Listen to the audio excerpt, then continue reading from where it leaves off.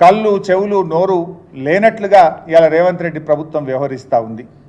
ఇవాళ ఒక విషయం మాత్రం స్పష్టమమ్మా, రేవంత్ రెడ్డి ప్రభుత్వం పరిపాలనలో ఫ్లాప్, అందులో ఏం డౌట్ లేదు మీకు. ఇవాళ రాష్ట్రంలో చూస్తే హాస్టళ్లలో ఎలుకలు కొరుకుతున్నాయి, దవాఖానలలో డెంగ్యూ మలేరియా వైరస్తో మంచాలు దొరుకుతలేవు, పల్లెల్లో పారిశుద్ధ్యం పడికెక్కింది, అంతా గందరగోళం. సంక్షేమ హాస్టళ్లలో పిల్లలు కలుషిత ఆహారం తిని ప్రతిరోజు ఆసుపత్రుల పాలవుతున్నటువంటి పరిస్థితి. అంటే పరిపాలనలో ఫ్లాప్, అందులో ఏం డౌట్ లేదు. రెండు విషయాల్లో మాత్రం రేవంత్ రెడ్డిని కొట్టేటోళ్ళు ఎవరు లేరబ్బా. రెండు విషయాల్లో రేవంత్ రెడ్డి టాప్. తొండి చేయడంలో తోపు, బూతులు తిట్టడంలో టాపు. ఇంట్లో మాత్రం ఆయన దాటోడు ఎవరు లేడు. పరిపాలనలో ఫ్లాపు, తొండి చేయడంలో తోపు, బూతులు తిట్టడంలో టాపు. ఇంట్లో మాత్రం ఎవరికి అనుమానం ఉండాల్సినటువంటి అవసరం లేదు. ఇలా రుణమాఫీ చేయలేక చేతులు ఎత్తేసినందుకు నువ్వు రాజీనామా చేయాలి. నువ్వు బేషరతుగా రాజీనామా చేయాల్సింది నువ్వు. దేవుళ్ళ మీద ఒట్లు పెట్టి మోసం చేసింది నువ్వు.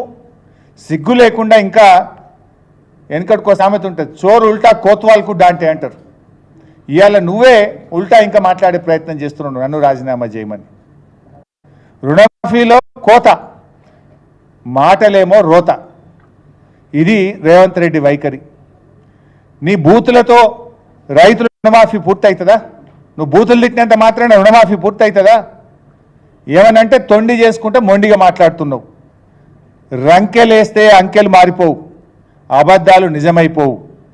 నీ తిట్లతో రైతుల ఖాతాల్లో కోట్ల రూపాయలు పడవు. మమ్మల్ని తిట్లు తిడితే తిడతావు కావచ్చు, కానీ దేవుడి మీద పెట్టిన ఒట్లు ఎట్లా మర్చిపోతావో అని నేను అడుగుతా ఉన్నా. రేవంత్ రెడ్డి గారు ఏమన్నారు? ఎన్ని దేవాలయాల మీద ఒట్లు పెట్టిండు ఒకసారి మీరే చూడండి. ఆయన పెట్టిన ఒట్లు ఇంత అంత కాదు.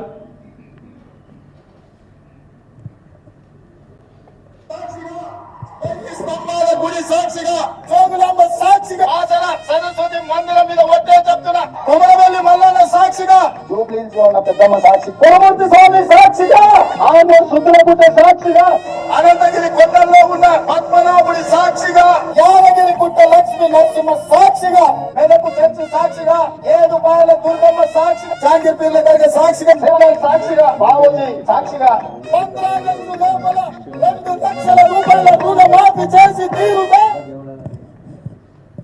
హిందూ దేవుళ్ళు, ముస్లిం దేవుళ్ళు, క్రైస్తవ దేవుళ్ళు, ఈ రాష్ట్రంలో ఉండే అందరూ దేవుళ్ళ మీద ఒట్లు పెట్టిండు.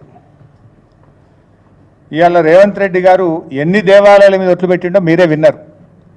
యాదాద్రి లక్ష్మీనరసింహస్వామిగా, రామప్ప దేవాలయ శివుడి సాక్షిగా, సమ్మక్క సారాలమ్మ సాక్షిగా, 1000 స్తంభాల గుడి సాక్షిగా, జోగులాంబ సాక్షిగా, బాసర సరస్వతి సాక్షిగా, జూబ్లీ హిల్స్ పెద్దమ్మ సాక్షిగా, కురుమూర్తి సాక్షిగా, సిద్ధులగుట్ట సాక్షిగా, అనంతగిరి కొండల్లో పద్మనాభుడి సాక్షిగా, పాలమూరు ప్రజల సాక్షిగా, జాంగీర్ పీర్ దర్గా సాక్షిగా, సేవాలాల్ సాక్షిగా, బాపూజీ సాక్షిగా, మెదక్ చర్చి సాక్షిగా, ఏడుపాయల దుర్గమ్మ సాక్షిగా అంటూ గుడి మీద, చర్చి మీద, మసీదుల మీద పెట్టి 15 ఆగస్టు లోపు రుణమాఫీ పూర్తి చేస్తానని ఎన్నికల్లో వాగ్దానం చేసిండ్రు.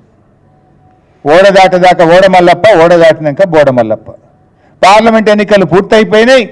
ఇవాళ చేతులు ఎత్తిండు రేవంత్ రెడ్డి గారు. ఇక్కడ బాధ కలిగేది ఏంటంటే, పాలకుడిగా నువ్వు పాపాలు మూడగట్టుకున్నావు.